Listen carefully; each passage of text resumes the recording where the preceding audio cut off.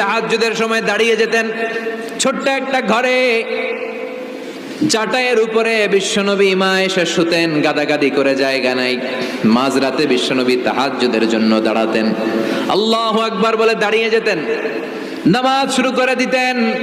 বিশাল বড় সূরা পড়তেন, কেরাত পড়তেন, রুকু করতেন, কিন্তু সিজদার জায়গায় সিজদা দেওয়ার জায়গা নাই। সিজদার জায়গায় মা এসা পা বিছিয়ে শুয়ে আছে। বুখারীর বর্ণনা, বিশ্বনবী সিজদায় যে হাত দিয়ে মা এসার পায়ের মধ্যে চিমটি কাটতেন, মা এসা বুঝতে পারতেন বিশ্বনবী এখন সিজদায় যাবে। সুবহানাল্লাহ পড়েন। মা এসা বুঝতে পেরে পা দুইটা সরিয়ে নিতেন, বিশ্বনবী সিজদা দিতেন। সিজদা দিয়ে বিশ্বনবী যখন আবার দাঁড়িয়ে যেতেন, মা আয়েশা পা বিছিয়ে আবার শুয়ে পড়তেন। কি ইবাদত ছিল বিশ্বনবীর! হাত্তা তাতাওয়াররামু খাদামা। মা আয়েশা বলতেন বিশ্বনবী দাঁড়িয়ে থাকতে থাকতে এত সময় ধরে তাহাজ্জুদের সালাত পড়তেন, ওনার পা গুলো ফুলে এরকম টিউমারের মতো মোটা হয়ে যেত।